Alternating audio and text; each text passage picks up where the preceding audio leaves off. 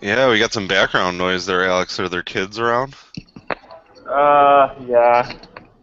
Oh, We're near Yeah, poke. and we're We're near live. poke. and we're live. We'll just have to plow through it. So, Sorry. welcome everybody to Bitcoin and Altcoin Trading Talk, episode 34.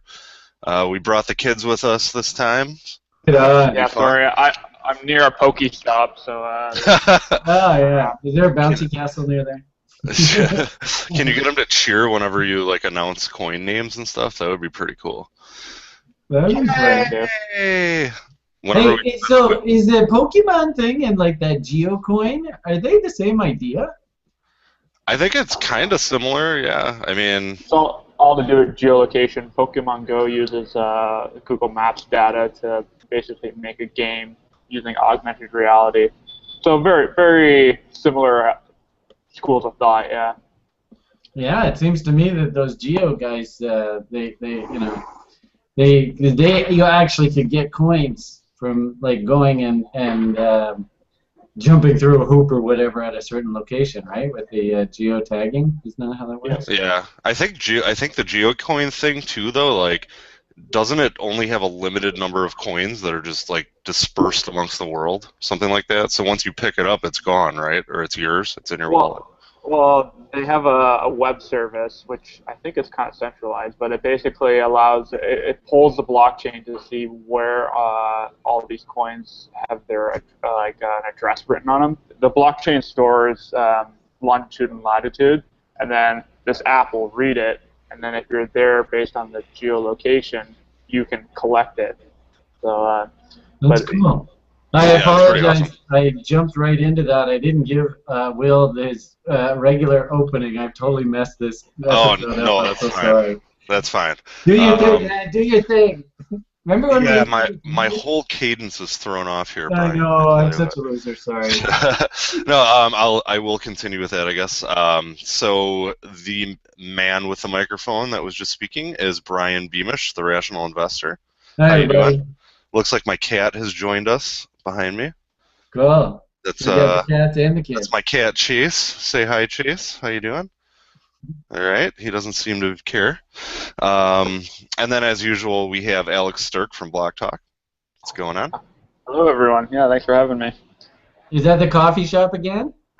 Yeah, I found out what happened last time. Apparently, the owner doesn't like all the kids in the park next door using the Wi-Fi to play Pokemon in the middle of the night, so she shuts the internet off. But she's not here tonight, so I should be good to leave here after an hour.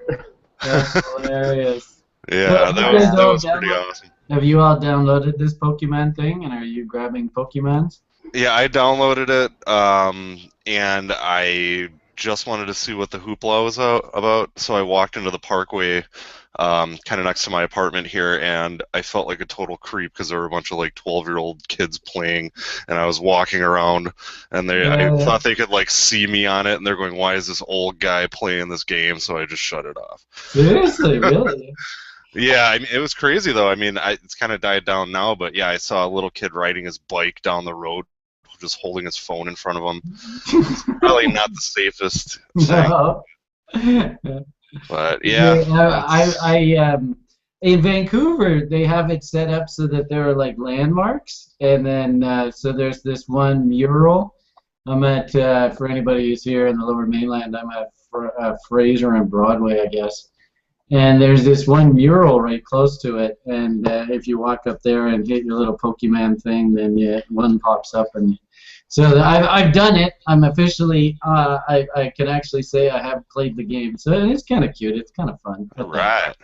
Good But job, we were Brian. just joking a moment ago about how I think that there's going to be more of these, and that GeoCoin is a great example of that in the crypto world. So everybody who's watching this and is like, God, quit talking about that silly video game. I think, if anything, you should really pay attention, because I think there could be a lot of cross-applicability here. And when there's cross-applicability, there's this stuff. Yeah. Plus, I mean, you know, altcoins are almost an analogy for Pokemon. You got to go out and collect as many as you can, or at least that's kind of the way Brian's been dealing with it. You let them nurture for a little while. You train them up. Wait for that double to bang out. Yeah, I suppose. I guess they'd almost be like amoebas. When they split into two, then I let one go and keep the Uh, other Yeah. one. Ooh, well, nice segue. I like Oh, it.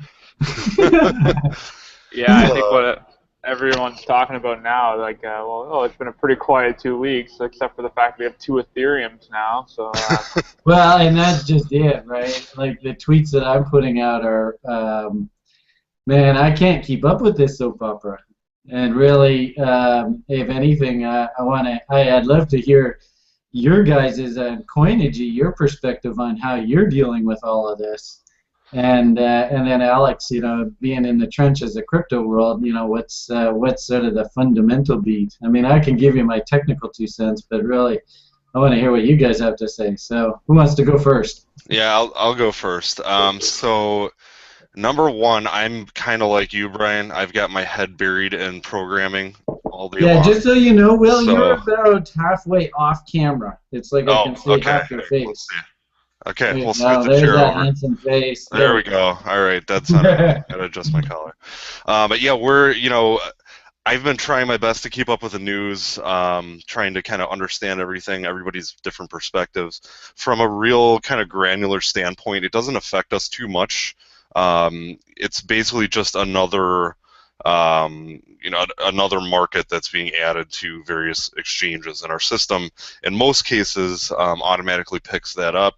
However, with Bitfinex, we don't have auto market discovery, and they very rarely add markets. So it was brought to our attention earlier today that they added ETCs, so we're going to be enabling that after the show tonight. Actually, yeah, I had a site member who said that there was two different ETHs on Phoenix that he could Yeah, trade. they added ETC BTC and then ETC USD. So that will be available tonight on Coinigy, and we're going to get hopefully history backfill from Bitfinex. And yeah, I mean, the only other thing that really affects us is as far as wallet balance tracking. So we're looking into that. Hopefully, by tomorrow we'll have ETC wallet tracking up. Well, actually, I guess I don't know. I want to get into it. Technically, we have ETC. We need to get ETH, the new ETH, whatever you want to call it, wallet tracking, going. oh, them's fighting words.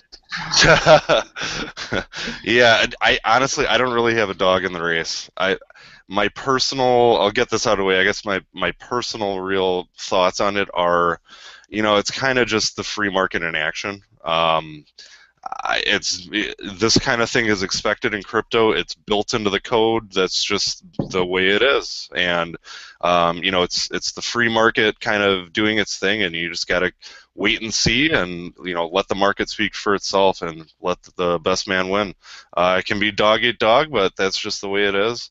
Um, I totally understand why they forked.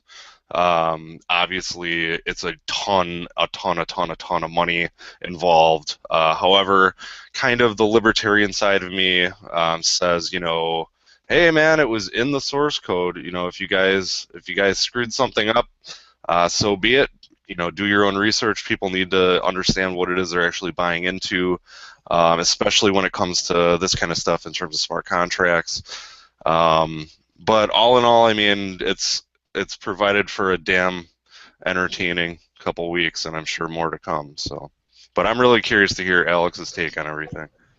Yeah, well, right now, like, I have a lot of mixed opinions on it. Like, I was kind of in the no fork camp of not even trying to because you were going to be asking for the situation. I think now we all understand why the block size argument and hard forking for something as simple as 2 MB block, yeah, one here, really is something that we need to not take as a trivial matter. Like, we could be very well dealing with a two Bitcoin scenario sometime in the future. And where was I going with this? Well, the main argument I hear is just like, oh yeah, no, I'm buying ETH, because it's got immutability. I'm like, okay, well, there's a certain language here that we got to be using. Okay, what's more immutable? Well, right now, immutable is something that's unchanged. Well, we've seen hard forks on both chains. Just now we have one more on the other one, so it's slightly more immutable. Now we talk about immutability, the ability to be immutable. ETH, the hard fork one, has more hash rate. So that means it has more ability to risk or to defend against unwanted change. So it technically has more immutability. That's more my opinion side of it, but the fundamental side of what I'm watching is there's a website here. I'll pull my screen up. It's called fork.estats.net. Where is it here? Oh yeah, I've been on ETH Stats. They had a really cool. And these are the two stats I've been watching here: is the difficulty versus the non-fork difficulty. And it was settling out at about 5%. Wait, So Will, are you seeing? that means like 95%. Yeah, Alex, we're not getting your screen, by the way. Sorry? We're just seeing a black screen. Maybe let me try it one more time. Yeah. Okay. See it now? Yep. Okay. So yeah, here's your two stats: the difficulty for the hard fork, which is ETH, and the non-hard fork, which is ETC. So we're at about 13%, and if you look at the price right now, it's about 12.5%. So there's actually it's more expensive. Like, you're going to have less profit mining the old chain, and that's really what we got to be watching here, is comparing this to if you look on Poloniex, they have an ETC to ETH chart or pairing, and like looking at that, it's at 12.5%. So now, like, miners who are economically incentivized are going to be just switching to whatever chain pays out the most. Right. So actually, in theory, unless they're doing it as a protest. Oh, sorry, you're saying? Oh no, I said theory, yeah. I said in theory, unless they're just doing it in spite of everything, kind of as a protest to mine. I don't know. That's maybe 2% of the whole pool, but. Yeah, well, that's just the thing. It's like, I'd like to be seeing miners, mining almost at a loss before I really put money into ETH or ETC, because then there's a lot more principles in the matter. Right now, they have the price, which is incentivizing the mining, but that only can last for so long. Who's really footing the bill for all this hash rate? Right now, it just seems to be Bitcoin maximalists. Like you have Barry Silbert, who's a notable Bitcoin purist. It's the word I like to use. He said he insinuated that he bought $25,000 worth of ETC off the markets. So, like, there's a lot of maximalists that I think are just kind of spiting the Ethereum Foundation or like Ethereum's fork by supporting the old one. Yeah, I heard so that. It's, it's a really interesting. Barry Silver, and then he listed it all, I guess, on the OTC markets on Genesis Trading, something like that. Pretty crazy. So when this is just going to be Joe Idiot Trader Guy, not really knowing what the hell's going on here.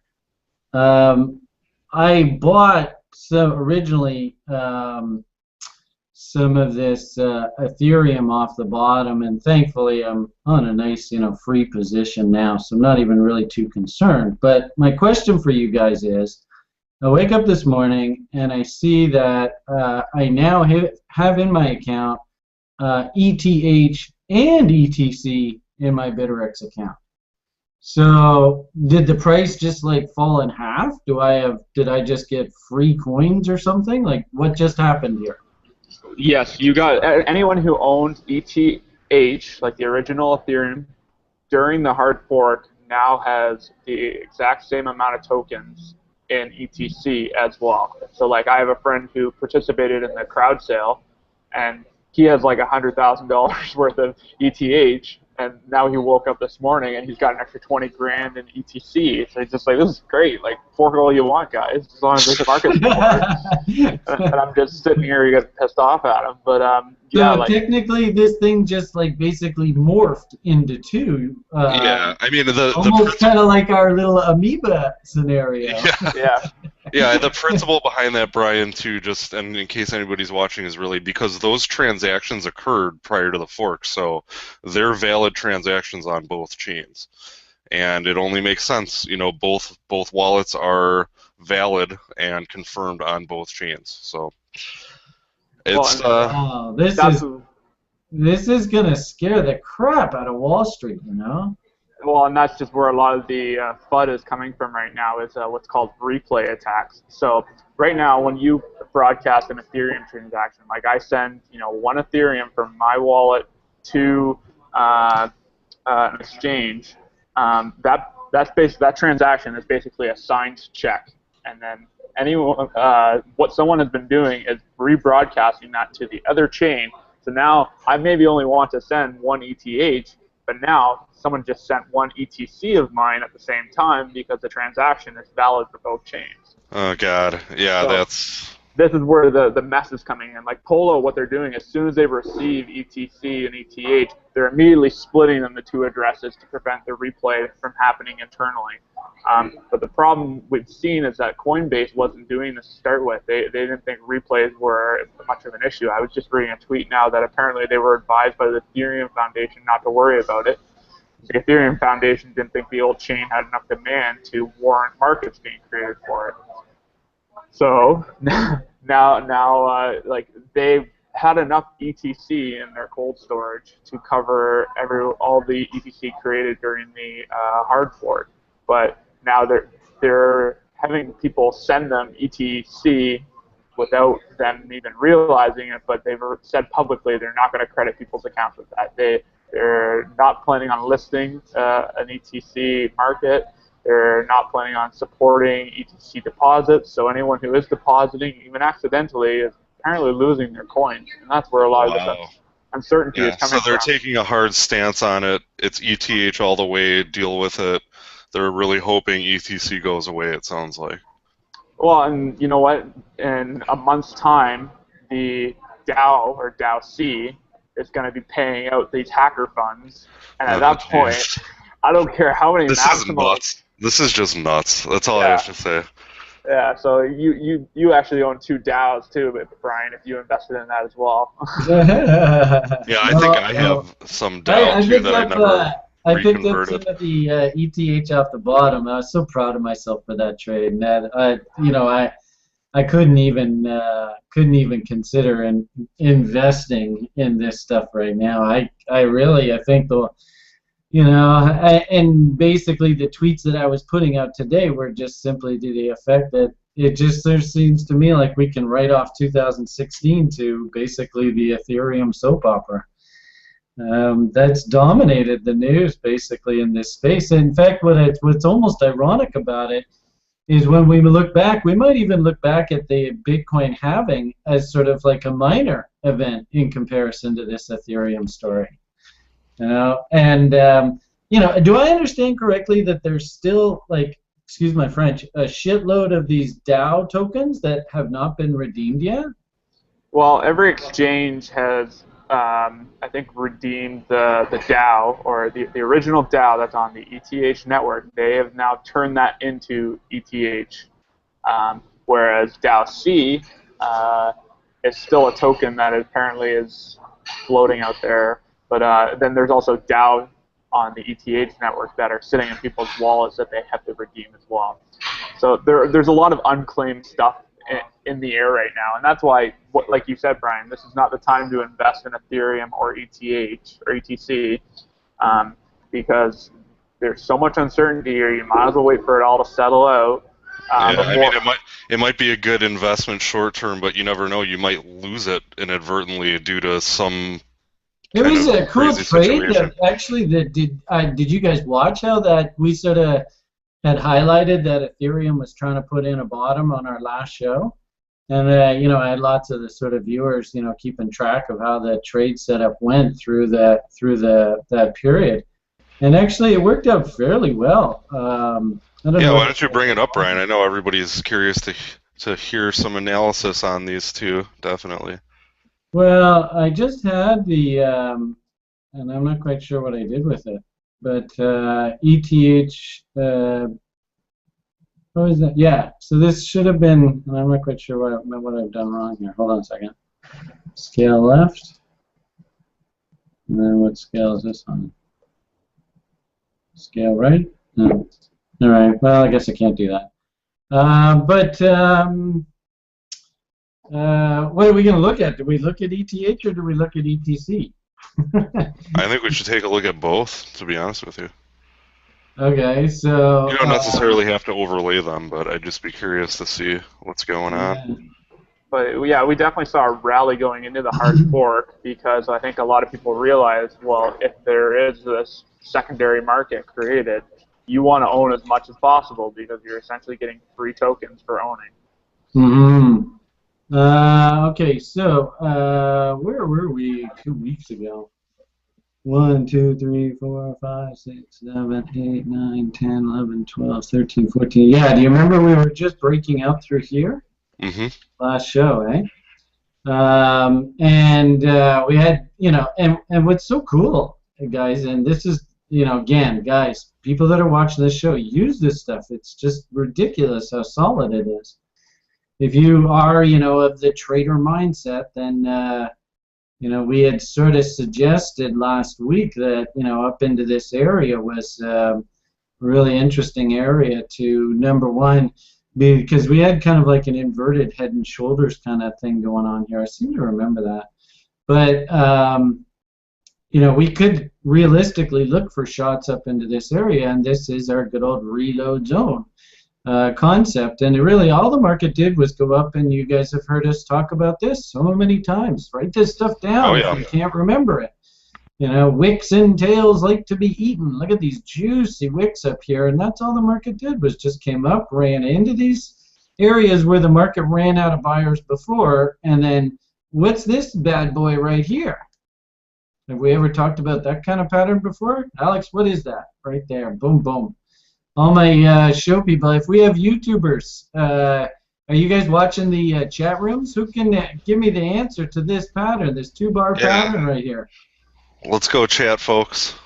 Is anybody watching? Come on, guys. Is it a bear rammy or? Yeah, very good. All right, so we can't technically call it a high rammy because baby's head slightly sticking outside of mommy's body, but technically this is an inside bar reversal. So well done, Alex. And really, this is a nice juicy sell signal right there on a fail of that level. You could have, I suppose, drilled down to lower time frames and really hunted an awesome shorting setup in there. But I think coming out of last week's or 2 weeks ago show, we were feeling kind of bullish and we were looking for that rally. And what was the date of the actual event? The 24th, I believe. Someone's probably going to correct so that's me, that date right there. So this, again, you viewers, like write this shit down, right? This, in my opinion, was a classic. Buy the rumor, sell the news, right? Just as simple as that. Yeah, shout out from Sid Roast, Brian. Apparently his daughter loves your technical analysis. So, okay. And how old, do I dare ask how old she is? Yeah, that's the thing. I felt it might have been kind of rude to ask how old she is, but I imagine if she's an aspiring trader, she probably has some math skills, which comes from some education. Yeah, awesome. Way to go. And didn't mean to offend. But I am a single male, so don't throw that kind of teaser out to me. I'm going to ask. Anyway, so, seriously, up against, as pit traders, pit traders live by this shit, right? We're going to just basically try and buy against the lows, going to try and sell against the highs. Now, one good part about this, I do believe, is that it almost feels to me like she's kind of establishing a range here. And hopefully, hope, we can just actually get everybody just to settle down and just get this thing to calm down in this range. I had mentioned last show that I really didn't like this higher time frame bearish structure here. This is really problematic. I suppose you could argue to a certain degree we might get some bullish market structure, so it's really interesting how the market failed on a test of these highs. Probably if ETH does win this sort of psychological battle and all that kind of fun stuff and everything's hunky-dory, then it can work its way up here, but that's not a good trade location. This is, kind of iffy. Really, I would prefer that we just kind of let this whole thing just settle down, and I'd actually like to seriously see, probably into tax loss selling season, a real test of these lows here. Maybe even just some play in here. If I'm not mistaken, I think off the lower time frames there's some gaps in here that need to be filled in. So, that, and of course you can see the original market structure bottom. How many times have we seen on these altcoins where they have to come right back down to these original bottoms? Notice this monster tail here, eh? That's got to be concerning. Some point the market may have to go back down and eat that. Uh-oh.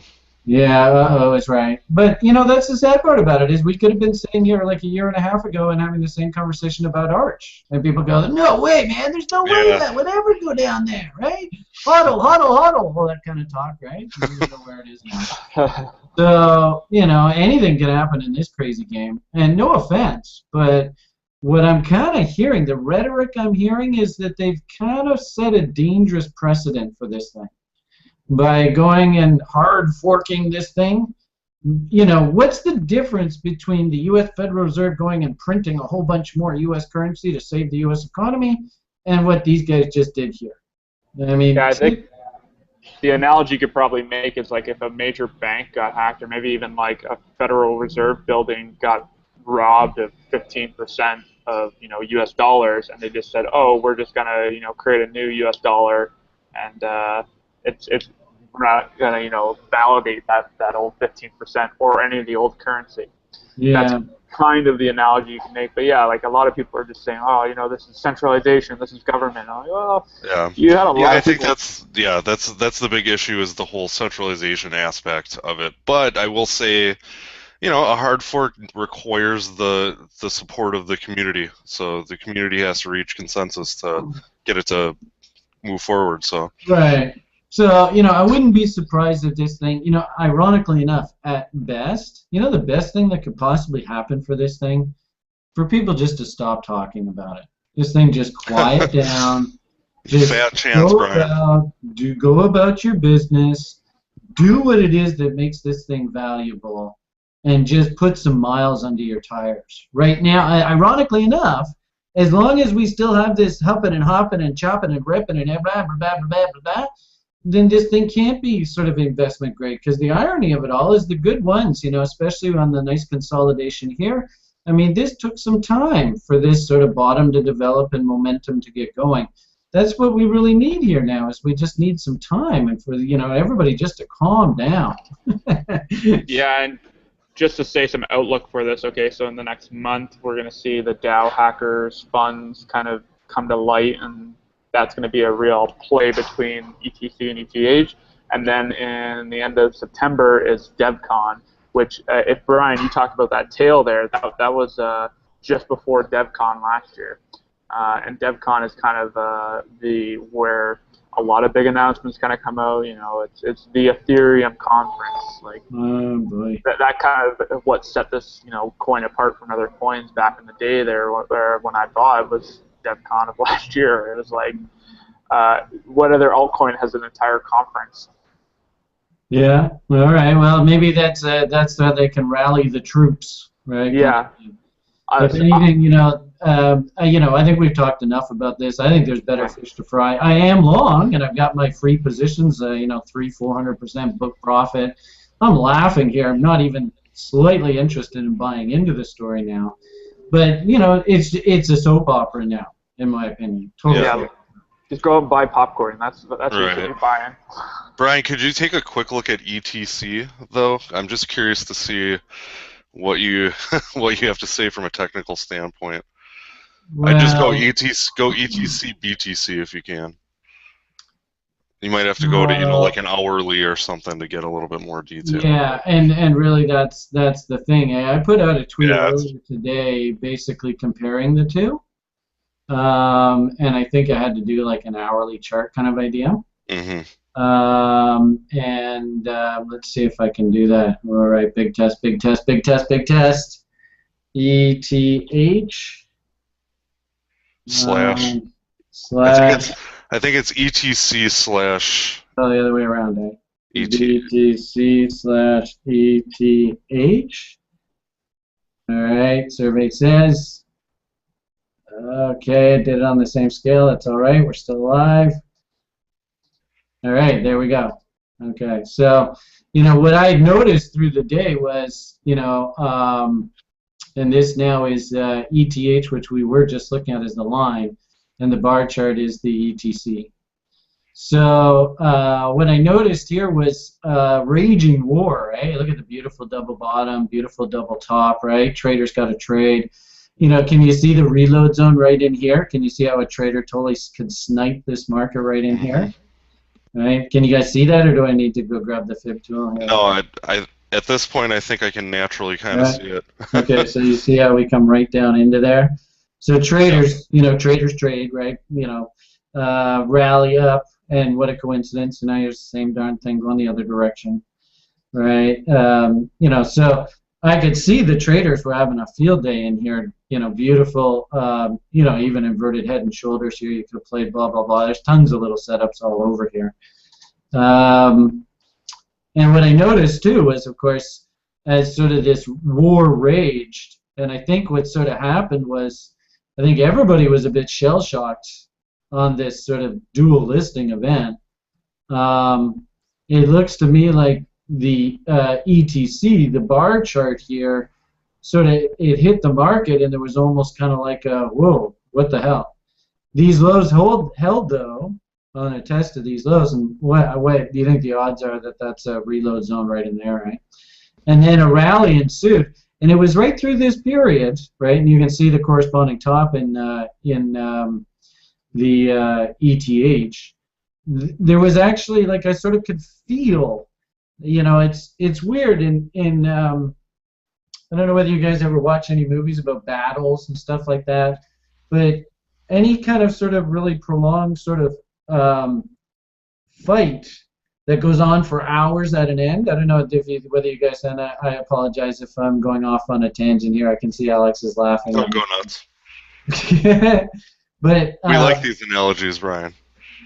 you could literally feel the war here, right? Where the new kids, right, the ETC, right, they were building up here, building up inertia, right, and building up momentum. And the ETC guys, they were losing momentum, and then all of a sudden they came screaming back, and you can see how these guys broke violently. I mean, this was one hell of a battle, as you guys sort of pointed out through the day, right? And then we noticed that after this sort of run, it's almost like, these were like shifting battle lines on a battlefield, right? And you could literally see the ebb and flow through the day. And what I do see here is that the bar chart, and the bar chart is our ETC. That's the new kid on the block, right? He's kind of losing momentum here. Can you see that? Mm-hmm. We're putting in market structure tops. This level was a key low to hold, and it broke that, and it broke it again. You can really see if we start, literally closing below this level, then that's just going to reaffirm that the ETC guys are in trouble. And the ETH guys, they can have a sloppy bottom here, right? This is really messy. But you can see how they're sort of gaining on the battlefield. So it's really cool to watch the ebb and flow as these two fight it out. It'd be really, can we do a spread here? Can I go one minus the other? No, we don't support that yet, but Yes. we will give it time. Yeah, because it would be really cool to do a spread. I bet you we could find beautiful M's and W's in the spread. Yeah, I mean, there's the ETC ETH market, which kind of is like that, I guess. ETC, ETH. Yeah, Oh, Poloniex added that, so. Yeah, that's the wanna one get I've rid been of watching. Lion. Okay, so that's the actual spread between the two coins themselves? Well, that's the actual market That's on like Poloniex. It's a percentage. Like when I'm comparing the hash rates, I'm using this market as my percentage kind of price difference. And Right. because you said there was that 13% premium for one over the other, that explains the 13% premium over par? Well, no. Right now they have 13% of the difficulty, but they have 11% of the price currently. So that means it's actually more profitable to mine ETH. If the hash rate drops below what the percentage of price is, then it's more profitable to mine ETC. Like this is, a perfect fundamental example of like why hash rate is a very good indicator of price. But I think price is probably leading hash rate more here. Whatever it is, it's heading in this direction. You Yep. know, clearly we had some sort of floor established here, right? Something, and you know, those people out in the audience who want to trade this stuff, right? I mean, hopefully you guys have been watching and listening long enough. You can see the double bottomy action in here, right?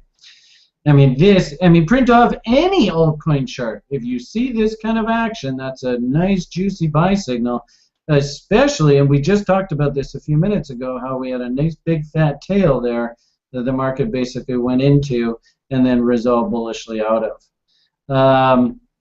So, you know, whatever, you know, now it would be really cool to overlay like your difficulty chart over this to try and figure out if there was a dramatic change in the difficulty. Yeah, we do have the Ethereum data internally in terms of difficulty and stuff. We just haven't built that into the UI yet. So Well, we're gonna have to okay. get ETC info in there, and then you can do some real fun stuff on the chart. Anyway, you So slice it at the moment, the trend is definitely heading down here. And we're at this really important juncture right here, whether it loses this key low here, right? So, I mean, if you're a bull of this spread, and you know, if you can understand what Alex said, great. You're a smarter crypto guy than I am, because frankly, that stuff just goes around right over my head. All I want to see is show me the W's. Show me the W's. So, I suppose if we drill down to a lower, you know, we're already at an hourly chart, though. I don't know if you really want to get going. My hunch, though, is whatever it is, this trend here seems to be fairly well established. I'd like to see some sort of turn back up here before I really get really too bullish of whatever the hell it is we're looking at here. All right, well, that's my 2 cents there. We should probably get on to the alts, eh? yeah, let's go to the wheel. Spin that wheel, baby. Okay, you guys see my screen? Yes, we can. All right, I'm going to make a little addition here because everyone's favorite altcoin, BTC, should probably be on the chart too. All right, spinning the wheel. Round and round she goes. Where she stops, nobody knows. And I got lots of Bitcoin, so I'm more than happy to buy something. Give me something juicy to buy. New. New? What's the symbol? NEU. NEU. On Bitrex. What do you think of these coins that are only listed on one exchange? Yeah, this is the thing. Like, you know, listing a coin on an exchange is almost a market event in itself. Like, yeah, it seems to be. And really, that doesn't surprise me at all. That's what used to happen in the venture cap stock market, too. And maybe that's the reason why, you know, like, ETC really took off is because Polo was the first to list it. Like, yeah, yeah. And, Yeah, so oh, sorry, I just wanted to chime in. I was just looking up NewCoin. It's basically a microtransaction platform for games, tipping, and they say ad-free content and will help drive consumer adoption. I don't know, website itself looks pretty legit, so. All right, I see 400 million coins out, so they Yeah. seem light. they had VC venture capital money come in, and they also did an airdrop, so a lot of people got free coins. I don't think I ever claimed mine. It doesn't look like they're worth any more than when I could have claimed them. I wonder, yeah, I mean, this thing hasn't really, doesn't look like it's gotten any traction here, right? Look at that wicked volume bar there, though. Yeah, you know, unfortunately, that looks like maybe a big liquidation, eh? That might be like a change of ownership. Problem is, you know, it's 48 million coins. What did you say the venture capital deal was for it? They had venture capital money. Like, I think that's like, because there's quite a few of these micro tipping coins out there that are like, oh, we're going to capture, we're a Bitcoin competitor that's got all this thing that will make it better for everything. Yeah, And, 2.25 million it looks like they raised on 2.25 million. yeah, wow, that's way back in February of 2015 too. Oh, they probably burned through that. October, so this chart doesn't even. Yeah, maybe that was pre-ICO. I don't know. Well, you know, I mean, if it only had like 10, 20 million coins out, I'd be like, fuck, I'll go grab some now. But with 400 million coins out, you know, this thing isn't light. 300,000 market cap. I mean, that's nothing to sneeze at, right? So on the weekly chart, just nothing really to get too excited about. I'm sure it's probably washed out. Yeah, I mean it's oversold. Not enough weekly data to start thinking divergences or anything yet, though. Of the dailies, you can see the bottom. Where is that? That is 43 ticks, right? And that's sort of the kind of number that I often see with these kind of coins of hundreds of millions, if not billions of coins. And you can also see nice little sort of double bottomy type action in here. Nice moving average crossover. So the story's working. But you're coming to the party really late here, right? I mean, this bottom occurred back, and really this is late in the season as well. This bottom came in here at the end of May, beginning of June. And wow, what a train wreck, right? I think I wouldn't be surprised if I went and picked some of this up, little old lady style. This looks like an entry for me in here. So I might go and buy some more, but at 400 million, that's tough. That's a tough pill to swallow. And ouch, look at this. Ooh, this doesn't look good. So even at these levels, Willie is like totally stupidly overbought here. And look at this monster divergence too. Oh, yeah. Oh, boy. This looks like trouble. So I don't know. How can you fundamentally justify a $300,000 market cap? That's pretty steep, eh? Yeah. And I guess the question ultimately, whoever asked us to look into this, is what did the company do with that $2.5 million? Right.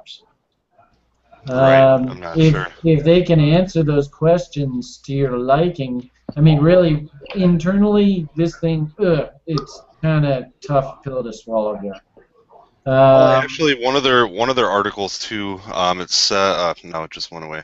No, it said Newcoin is gaining 8,000 users a day, and they said they'll have the supply to 1 billion coins, and that was from March 2016. So maybe they're planning on doing that in the near future. They're gonna half the coins to 1 billion. What was that last Something like sentence? that. Yeah, it says will. Well, maybe that's what they did. Maybe there was a billion and now there's only 400 million out. Yeah, it says. Oh, yeah, it says they're going to trim their holdings from 3.2 billion to 1 billion in the next several weeks by destroying 2.2 billion coins. So it's not like a fork or anything. They're just going to burn a ton of coins. It sounds like. All right, so trading. Or they did already. I'm not sure about that because that was back in March. It looks like. It looks to me like there's a pretty solid ceiling right around this 190, 200 area. We had a dead cat bounce that left a pretty noticeable wick all the way up to this 185 area. You can see the trade. If you were really interested in trading this thing, you can see the setup that developed in the reload zone here. And I suppose at that point, the momentum story wasn't awful. The problem here is that you got nasty OBV. At best, this is like dead cat bounce. We've rallied up and ate a good portion of this wick. This 200 area is probably going to be fairly stiff resistance. There is a little bit of a gap up here, so those that are holding, just hang in there. Maybe you see your 220, 230 area. I just don't see anything compelling to get me to go and buy some more of this today.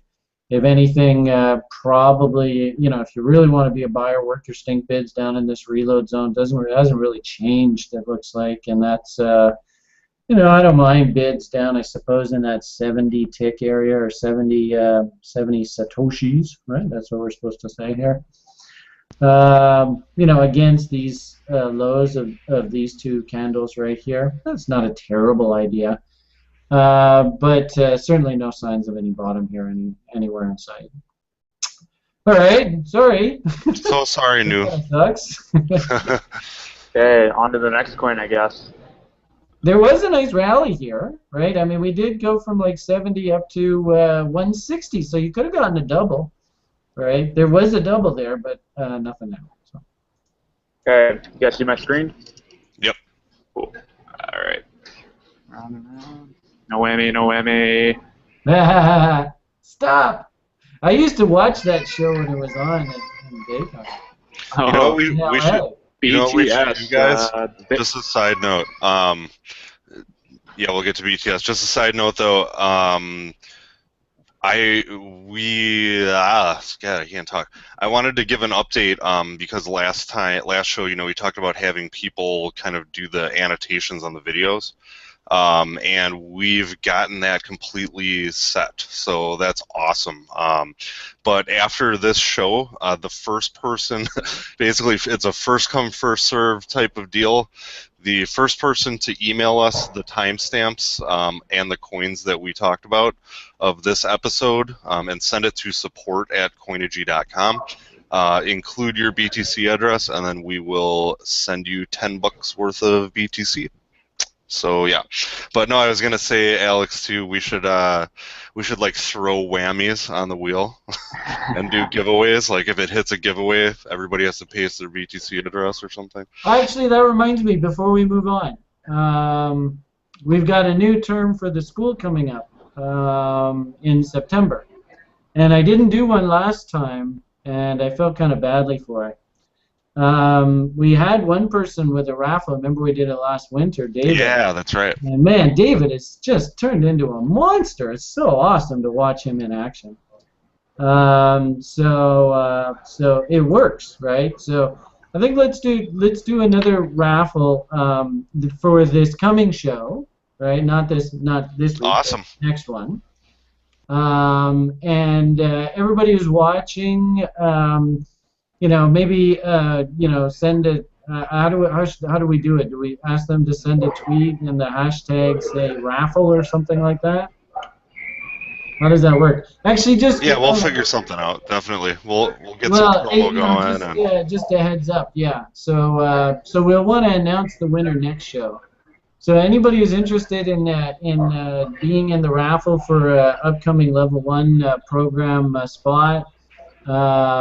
That's the Rational Investor site. That's sort of my site. Will I should know what episode it was. We did that with David because that's handy. But anyway, this is our education program, and we raffled off a seat for the level 1 program about 6-8 months ago, and it went really, really well. So if you are interested in a seat in the upcoming term, it's like a $500 value. That's what we charge for this.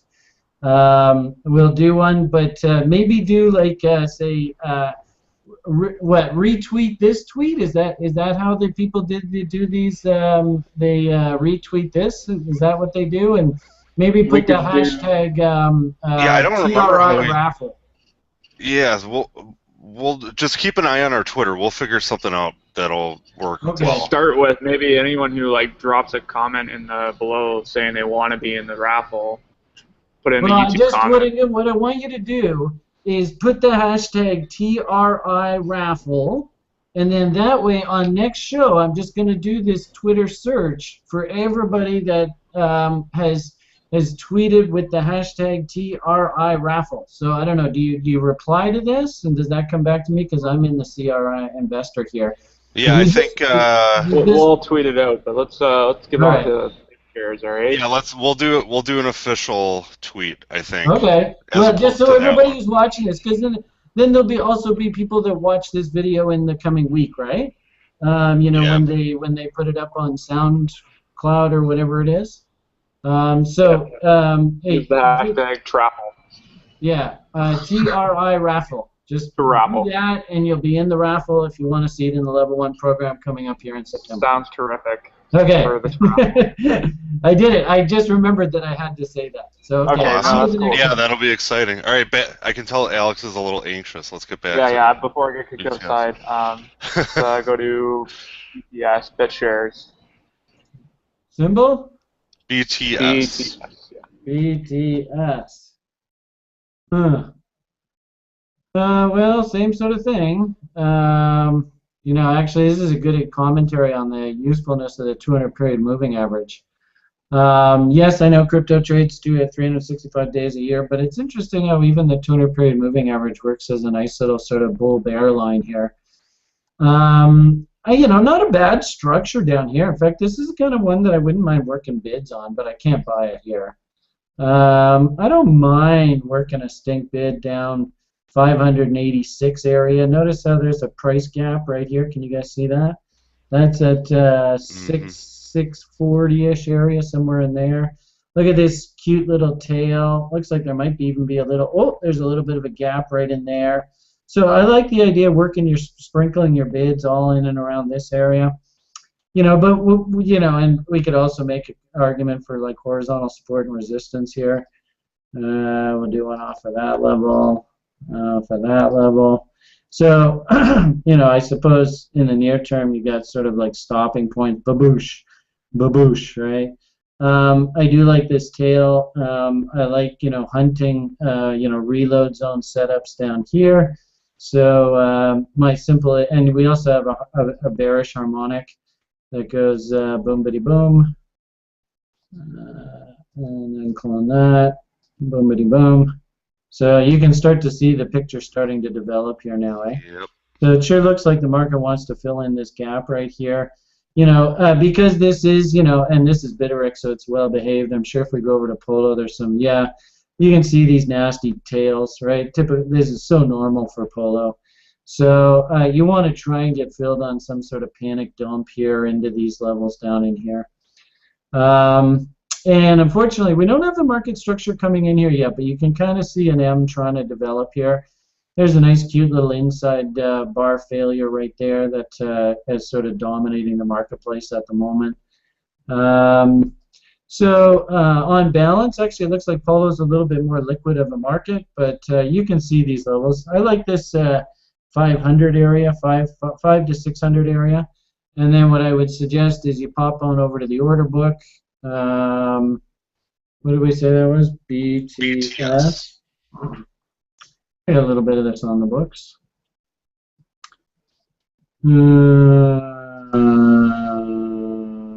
Right. So sort of as the sort of coup de grace, you want to go look at your order book, and really what we want to try and identify are notches in the order book.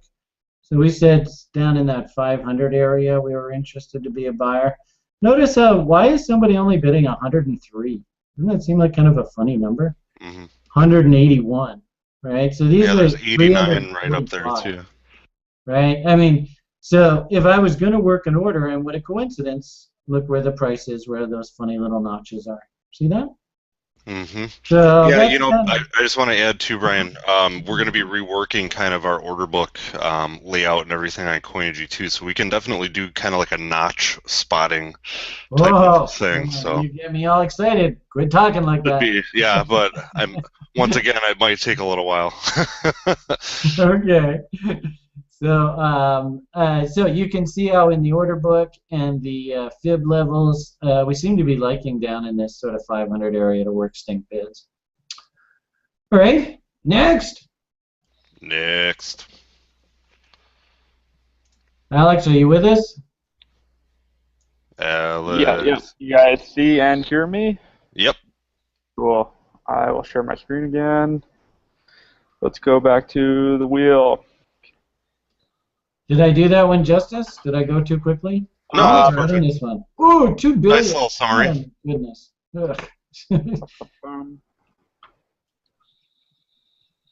Counterparty. Counterparty. XCP? Yep. So yeah, with all the Ethereum smart contract news that's going on right now, Counterparty has their own smart contract platform that's kind of coming out. And it's probably more immutable than both ETC and ETH, because well, at this point, yeah. has more immutability. Is there any news with Counterparty? I mean, I remember, a year ago everybody was talking about it, but has there been any kind of killer apps for it yet or anything? I think it's mainly just it's not Rootstock. It's their own version of Counterparty or their own version of smart contracts that they're working on.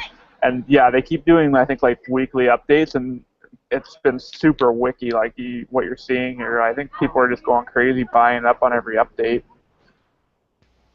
Crazy. All right, so we got a nice little sort of wedge developing here, which is encouraging. And didn't this thing come... Oh, I always thought this thing was much higher. Yeah, I remember when it was way up there. I do like the idea of being long off the lows here. That's awesome. Beautiful little double bottom down in there if you're lucky. Is there a bazillion coins out? 2.6 million. Ooh, sexy, sexy. Ooh, Like nice and that number. conservative amount of Yeah. coins. Now that's what I'm talking about. So this is the kind of coin that I could definitely feel comfortable being an owner and working bids. I'm a real big fan of structure, and actually it was interesting how I've been noticing a lot of coins talking about rolling coins back and consolidating and stuff. I think interestingly enough, the crypto community is getting the message that structure is important.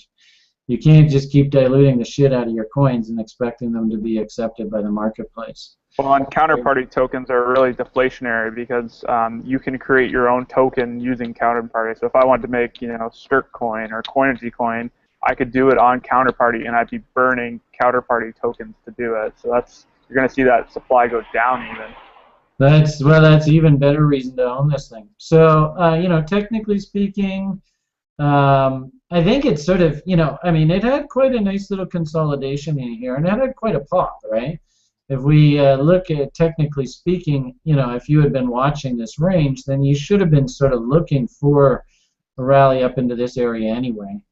Unfortunately, I hate when I see sort of reload zones within reload zones, because what this is kind of suggesting to me is there's quite a bit of overhead resistance building up on this name. I wouldn't be surprised if this thing's trapped in a range for a while. And this is being optimistic. We might, it's interesting in the courses we talk about how you textbook draw a trend line.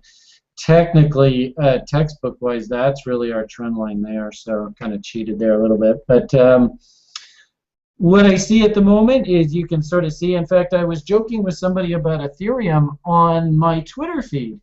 Now, I saw Ethereum doing the same thing. We're kind of playing what I call reload zone ping pong, where we're just bouncing back and forth between reload zones. Can you kind of see that? See how we're just going ping pong, ping pong. And markets often do this as they try and sort of figure out if they really want to bottom. We actually, I guess one could argue, we have, actual double reload zones on both sides. So, if you wanted to trade this, I like the idea of hunting, stabs down into these lows, hunting some juicy sort of structure, candle reversals, give me a sign of divergence off the lower time frame, all those kind of things. Down in this area, down in here. The fact that we failed the 13-period EMA, we failed the 30 SMA, and now they're actually rolling over, says that in the short term, I'm not looking for a monster rally here.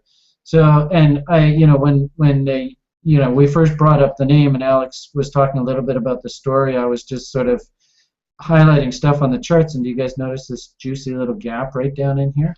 Yep.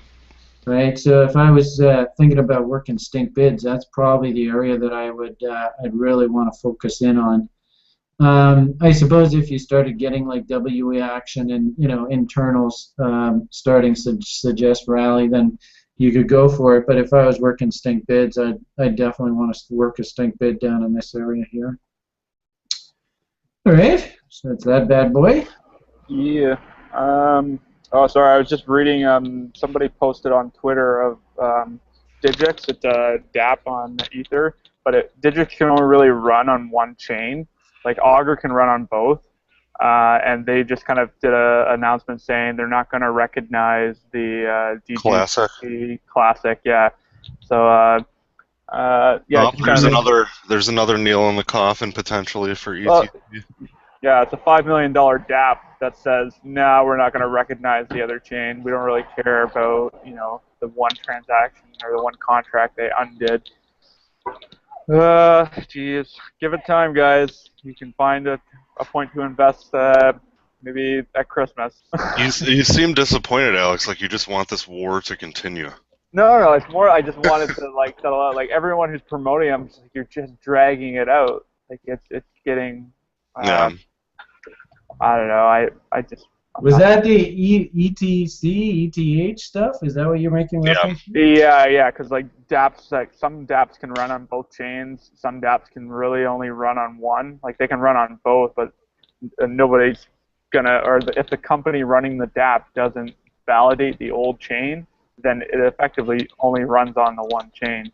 Yeah, So just to clarify, Brian, so there was the DAO, and then now there's also several other basically DAOs or DApps, as Alex calling them, and one of them is Digix DAO, and yeah. like Okay. Ethereum, just like Counterparty, you can have your token, you can have your Sterk coin or your Coinigy coin run on Ethereum, and now since there's two networks, there's two of all these tokens. But if the people running these tokens or working with them aren't validating the old chain like Ethereum Classic, then that's not a show of support. Like it's basically another nail in the coffin, as Will said. Anyways, let's. So, which one am I supposed to follow? Neither. Just let the cost.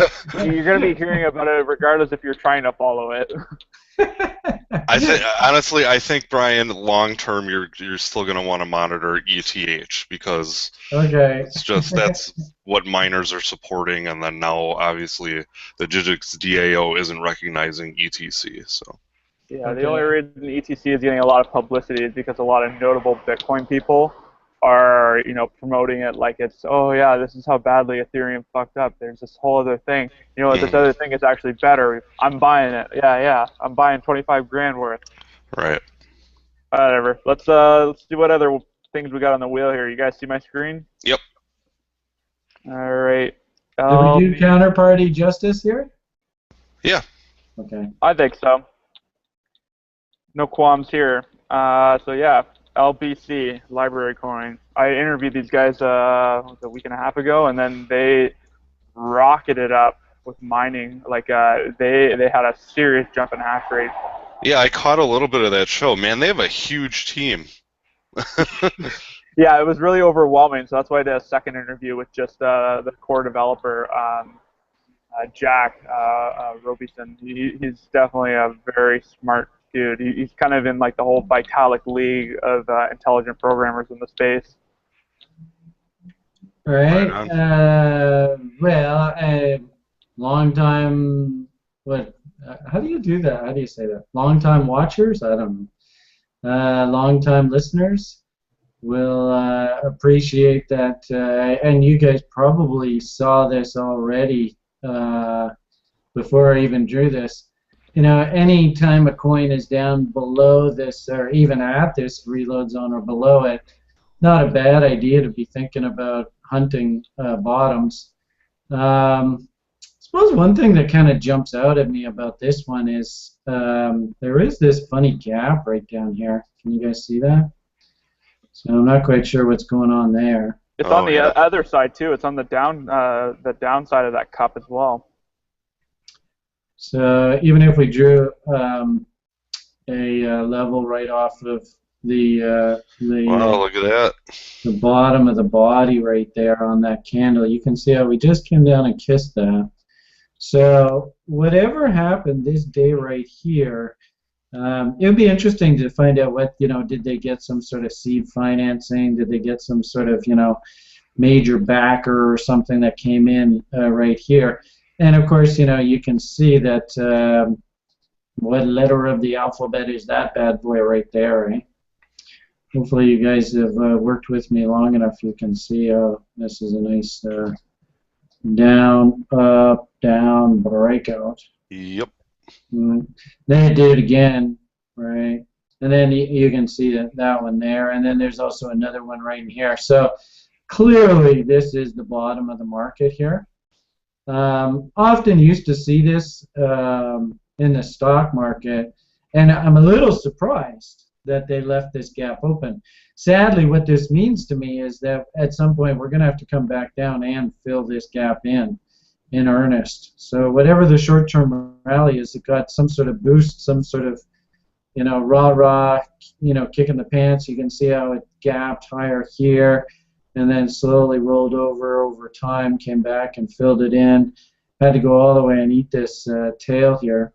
So, a little old lady style, because there's so few coins out, I really don't have a problem with you hunting any kind of WE type action in here and just going with it.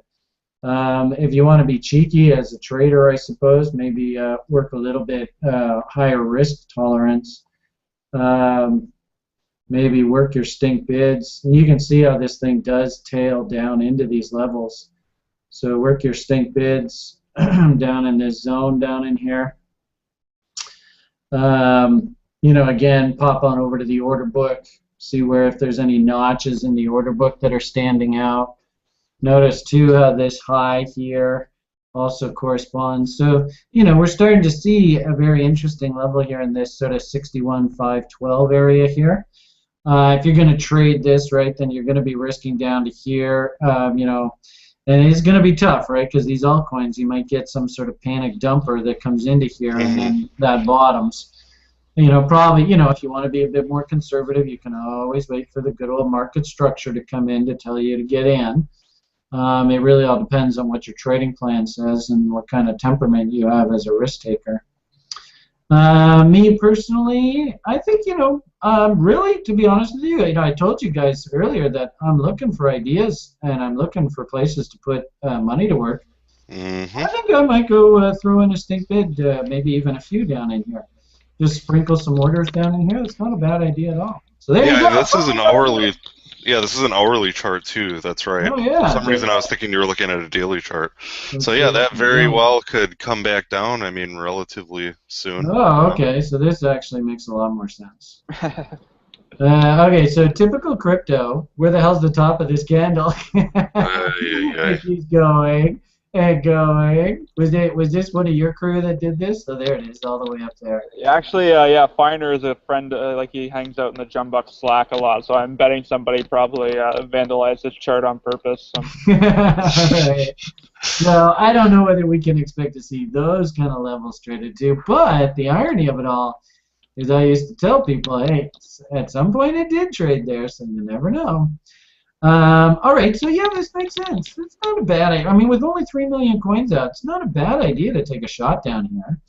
That little gap, you don't even see it on the daily charts. That was right down in this area here. So you can see the reversal. Yeah, I don't mind working bids off this thing.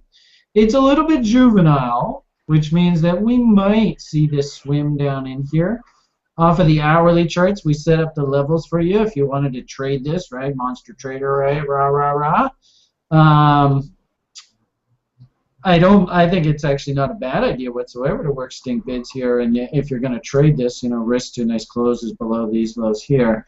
Investors, I would maybe say, you know, little old lady, this bad boy, don't go bet the farm here on this thing. It doesn't have that much history. And see if you can just build. I mean, with only 3 million coins out, you're buying near the low end of the range. I think we identified that there was some upside potential. Of course, there's just this this monster tail or wick up here that needs addressing. Did we see any gaps to the upside off the lower time frames? I think it was just on the downside. No, it's pretty clean, eh? Yeah, looks like it's going to be a bit of a slog. Sometimes when there's gaps to the upside, it's a nice freebie because they'll just... Oh, here we go. Here's one up here. Let's see. So that's right up in there. So that is 16,7,285. Wow, that's a mouthful. Yep, so you should be able to get in at least... I think you could probably get in under a double. Not, you know, if you can sneak in here around this, you know, 61, 5, 12 area, that means 12,000 to move into this area, which would just be, you know, running up, maybe eating these tails. I don't know, there might be gaps in here to see, maybe, who knows. Test of these highs, fill this gap in here, you can get yourself some free coins. Not a bad idea. You know, certainly don't think you chase it here. That's kind of asking for trouble. All right, so what do you think? Do we give that guy justice? Oh, yeah. Justice has been I served. actually like this level down in here, that gap right there. That would be a level. I really like this coin, too, because I had some friends who participated in the, what was it, airdrop or something. Like, they got coins for signing up early, and for some reason, I never got mine. But then he said he was dumping, I think it was at 1,500 or 15,000 Satoshis. I'm like, oh, I'm buying. And then it got added to Polo like 3 days later. And I'm like, all right, I just sold for 10x. Thanks. Oh, yeah. That's all this stuff in here, you mean? Oh yeah, like that run. So yeah, and there's a great example where, you know, I think I told you guys the story of when when I'd have gold companies that would graduate from the junior board to the senior board, how their stocks, that's a Yeah. sell the rumor. That's actually a buy the rumor, sell the news event. And I'm getting the feeling that these listings on these exchanges are sell the news events. Yep. Well, and if you watch the first interview where I did the whole team of library, I asked Josh about the Poloniex ad to get some more insight on it, and he said like they didn't really ask to be added to the exchange. They were contacted. So I think Poloniex really only adds things that they're interested in or like unique things, I guess. But yeah, it's kind of nice to have a bit more insight on how that whole process works because I know like Startcoin, Max Kaiser was just like tweeting, everyone tweet at Poloniex and tell them we want on. Like, they didn't really give a shit. No politics involved here. Yeah. All right. So I think I just want to say, for being such a quote-unquote decentralized industry, there's a whole hell of a lot of drama in politics. Oh my goodness. Anyways, go on, Alex. Because theoretically, men aren't supposed to be so political, but god damn it, there's a lot of politics in this crap. Holy moly! Oh yeah, everyone's got their own feeling, and I think that's why you don't hear from like a lot of the more technical Bitcoin devs, the guys who do a lot of the work. We never hear anything from them. They're really like quiet, secluded, probably overly intelligent people that have like maybe some social interaction issues, but they're definitely like they're avoiding the politics. Did your ride just leave on you there, Alex? No, some guy with a big ass truck and a stack on it, which I think is the stupidest thing ever drove by. I'm sitting outside the coffee shop again. They haven't shut off my internet. Okay. But get one more spin in here before you go. All right, hoping for BTC. It's just stuck in a range. Boring. Oh. I want more names like this. Everybody's favorite rock, Litecoin. All right. LTC. Litecoin. Oh, interesting. Actually, I don't want to lose this chart. That's an interesting chart. Okay, LTC. Let's see what we got. I saw a pretty cool tweet the other day. I think it was in Jumbuck's Slack, but they basically said BTC is digital gold, LTC is digital silver, Ethereum is, or ETH is, or ETC is digital oil, and then ETH is digital oil run by OPEC. Yeah. I think I botched that, but I thought it was pretty funny. Yeah, that came from Satoshi Charlie Lee, the creator of Litecoin, and yeah, it's a very, very good tweet, and I think he captured it very well. All right. I mean, what do we want to look at? Do we want to look at Litecoin versus Bitcoin, Litecoin US dollars, what exchange? Let's mix it up and say US dollar, because, yeah, let's look at the space kind of as a maybe whole. Finex. Yeah. Right. Unless you want to look at Chinese yen Or yuan, yep. One. Sorry. Okay. Oh boy. I don't know, guys. It doesn't look I hate doing these because people don't like what I have to say. Well, you can short Litecoin, so I don't think anyone cares if it's going up or down. Well, I do think that it's sort of caught in no man's land right now. Oh, yeah. And this, unfortunately, as a technician, right, people are always like, oh, what's the market going to do? Oh, what's the market going to do? And like a lot of the time, our best thing is just to say, I don't know. Market's going to do any old damn thing it wants to do. And really, we only want to trade when we look over in the corner and we just see a pile of money sitting there and we want to just go pick it up. When I look at this chart, I clearly see where sort of the bottom is, where the smart money is, kind of just like your library coin. Not really a hell of a lot of difference. I mean, clearly, and of course, this was the Nutso halving event rally, right? I think the halving event itself was like right here, wasn't it? A couple days or 2 weeks after or something. Yeah, well, this was all the Ponzi talk, right? Remember that Yeah. all that, right? You can see where the market put in the bottom, and the irony of it all is we see a very similar sort of chart in Bitcoin. There's a lot of similarities. Bitcoin, ironically enough, didn't have nearly as much of a rally percentage-wise as Litecoin did. I think one can make the argument that we had very sort of healthy, normal, ping-pongy sort of action. Interestingly enough, we still really haven't gotten up into the reload short zone, which in itself is a bit of a sad commentary on this story. I mean, I suppose you can make the argument we have bullish harmonic patterns that were sort of pointing, the direction that this thing sort of wanted to go. So, when I start putting all these pieces together, it really doesn't surprise me that she stalled right here. What's interesting too is I wonder if we even got back to the 50% level. So good old WD Gann, right? So this is Gann's magic number right there. Boom. So, he would definitely be saying that that was the target all along. Maybe put that in purple. So good thing everybody watching this video, set your watch to this because it works. I've been doing this for 25 bloody years. The 50% rule works as an absolutely perfect targeting mechanism for taking profits. Maybe you played W's off of the bottoms here. I can see a bunch of W's that could have caught your attention. We had this bullish ABC equals CD harmonic, and we had the 50% level as a big, fat, honking target there. So, sadly, if anybody was actually shooting for more out of this, I would be saying, you know what, maybe you're getting a little greedy because this was one hell of a rally off of the lows here. Yeah, 50% was your half on a double level, hey? Was it? That'd be interesting. No, I don't know. Here's the. Doesn't look like quite there. I mean, really, the question is, where do we have W's to get long? I see a cute little W down in here, one here, one here. So that's about 3 and change.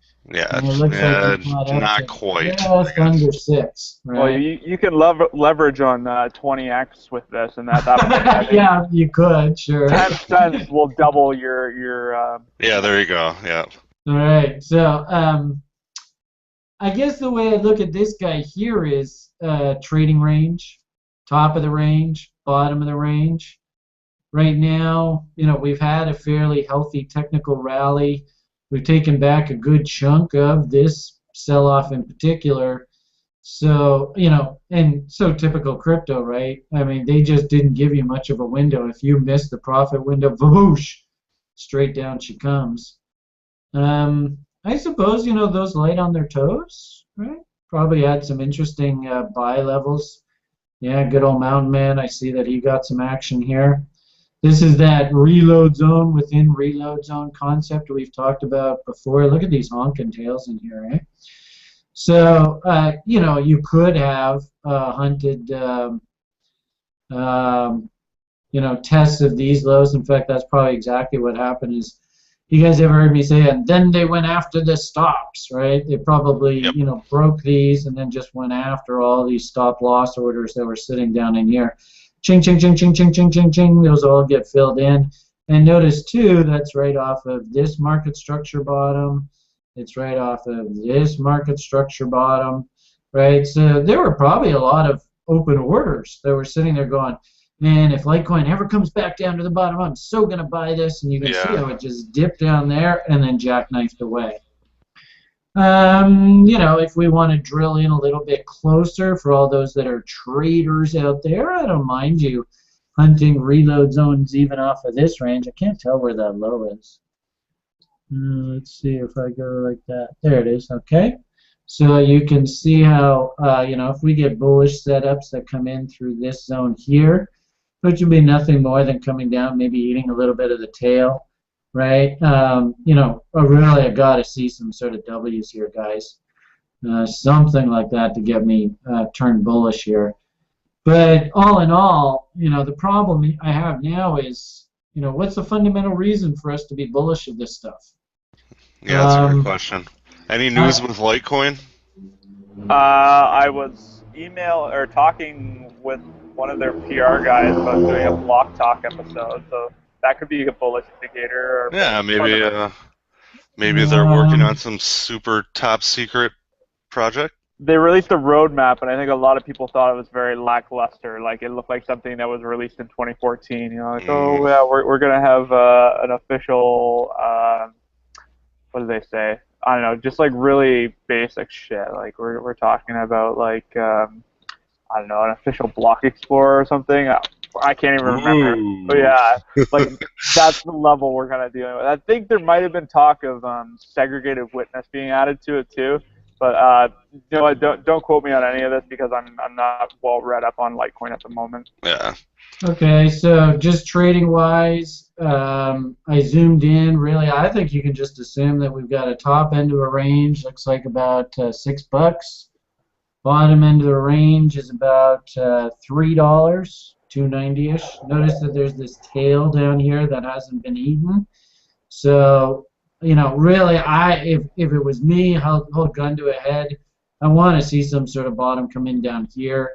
Gap up top. I could easily see a test of this area up here. So those are the levels that I would be watching for. And right now, you know, we're just kind of sitting in no man's land right now. Unless you know, and I don't see any huge mad Russian volume coming in here. I would imagine if we pull up our indicators, they're just going to be ho-hum. Yeah, nothing really to write home about there. Willie's not even stupid. Volume ho-hum. So yeah, I mean, and this is why I said, you know, I know you guys want to hear, oh god damn, this thing's a buy, gotta go buy it today, right? But when I look at this, it's just a big, yeah, you're kind of, you know, have you guys ever heard me say the saying you can't push a chain? I don't know if I've heard that one. That might be a new one. That's a farming principle. Is like you can't push a rope and shit flows downhill. Okay. So, you know, very simply put, I think right now, if anything, kind of like Ethereum, you got to just give this time to settle down and start putting in this type of action before we start seeing any sort of, you know, bullish setups. Right now, it's just, you know, it's too early, in my opinion. Well, there you have it. I wasn't expecting any kind of groundbreaking buy signals on Litecoin, to be honest with you. So yeah, we're gonna have to wait a little while for $32, eh? I think it's probably it's one of the most stable coins out there right now. Like stable, yeah, stable, but possibly, unfortunately, but yeah. It's the next great currency because it has stability, you know. Oh jeez. Yeah. Well, digital silver, man. If anything, you know, just a quick plug for Bitcoin, you gotta hand it to good old BTC. He's hung in here pretty well so far. I'm a bit leery about what's coming up here in the fall. You can sort of see that same sort of Litecoin action, Bitcoin action. Phoenix, oh my God, this looks like just like a tank just blasted a hole in the damn price chart here. But you got to hand it to Bitcoin. I mean, it's trying desperately to hold in here. So anyway, didn't mean to get off tangent there. Sorry.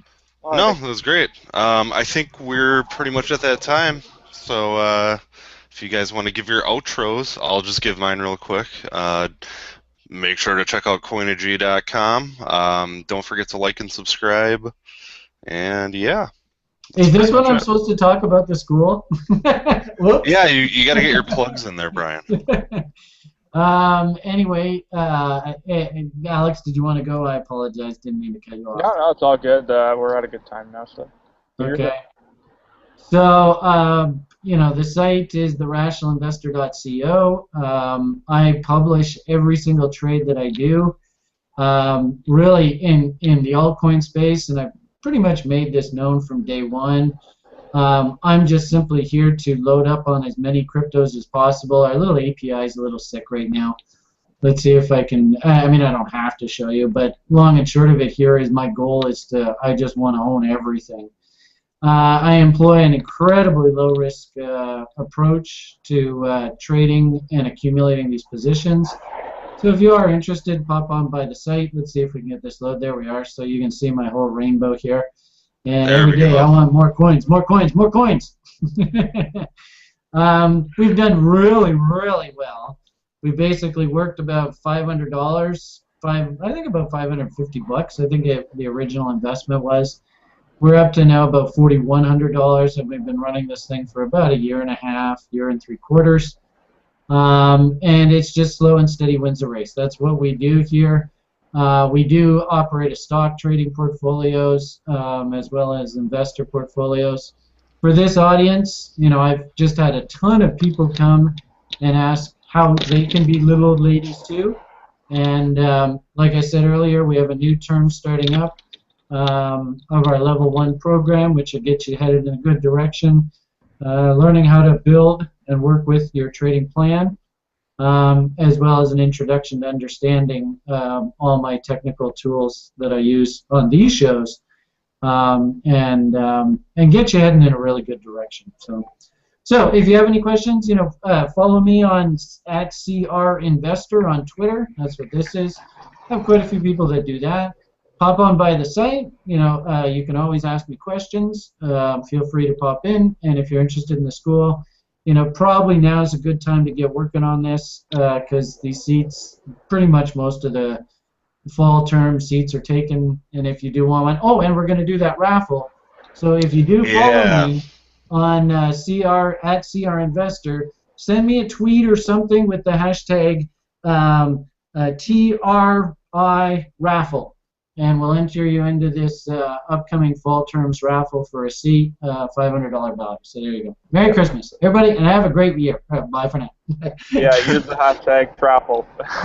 Jeez, now you're going to confuse people, Alex. Oh, hey, sorry. I think what we should officially do for the raffle, just to keep it organized, is put out like a tweet like tomorrow, and then people that reply to that specific tweet. I'm just thinking it might be easier to keep track of everything, because sometimes Twitter search doesn't always show everything either. Put that tweet in the comments below, and people should find it and upload it. There we go. Yeah, and then I guess on my little outro, check out Block Talk. I'm taking the week off because I got some other projects to work on, but I got a lot of really cool interviews coming up. Like I said, I was talking with Litecoin, a couple more Ethereum projects. Yeah, I'm really interested in just learning more about the fundamental stories of a lot of these, what new technology is out there, and what's up and coming. So if you guys want your developer or your favorite project or just something you want to learn more about to come on Block Talk, just get in touch with me. My Twitter handle, block_talk, YouTube channel, YouTube/Block Talk, and there's all the different ways you can get a hold of me there. There's email and everything too. And I'm really excited to kind of get in contact and have all these shows kind of lined up more in advance to learn as much as I can, and maybe even Brian will come out on a couple of shows to kind of ask the outsider question. I saw those guys listed their coin. I'm not quite sure how it went, but that was interesting to see it. Yeah, no. If you've been in the Jumbuck Slack, Brian, you'll see that people aren't too impressed with Breakout right now. It's not really holding ICO prices or anywhere near it. So. But if you don't have any interest in the state coin, that was my concern. Like, why is there any value to it at all? Yeah, exactly. No, there's a lot of flaws, I think. Like I said, it was a very expensive network they were building. There needs to be some, price support coming in to support all the different coins that they're planning to release. And right now, it's just poker. Yeah. So, William, I think one thing you maybe should mention too, the first person who emails the timestamps for this episode to you is going to be getting a nice $10 in Bitcoin, right? Yep, correct. Yeah, so get on it. Show's almost over, guys. All right, I'm sure there's something I've missed, but I'll shut the hell up. Oh no, we're just we're doing about this, Brian. We're doing the timestamps, so people have been submitting to us. Oh no, that's been really impressive. Yeah, so we're really impressed with we've that. done every episode, so our kind users have done every episode. So now this one should be hopefully emailed to us soon, and then $10 a BTC to the first person to email us. So. Oh, that's totally awesome. And if the audience doesn't know, congratulations to Coinigy. They had a really big event happen in their life recently, and they're really growing up, right? Yeah. Took on some funding from a local investor here in Wisconsin, so should be exciting. Looking to hire on some new developers. And, I wanted to ask Alex: is there still hot yoga going on in Vancouver? Is that what it's called? Naked yoga? It was naked yoga, and I believe every Sunday at Decontrol there's naked yoga, Brian. I'll Oh, is that what it's called? It's called Oh, I'm naked booking a yoga? plane ticket. Yeah, Decontrol. You still know the basement, Brian. You know where it is. Just go down Oh, there on yeah, Sunday yeah, mornings, and they can hook you up with a naked yoga session. All right. yeah. Oh, yeah, that'll go over well. All right. I'll send them your way. Okay. No, no, Just no. send everybody Brian's way. Yeah. But All right, guys. Well, I think we're going to wrap it up at this point. Thanks so much for watching, everybody. And we will see you in 2 weeks at 8 p.m. Central, 9 p.m. Eastern, and 6 p.m. Pacific time. And if you're Europe, you're not in luck because I don't have the time zones memorized. But cool. So happy trails and happy trading. See you later. bye. Bye. Toodles.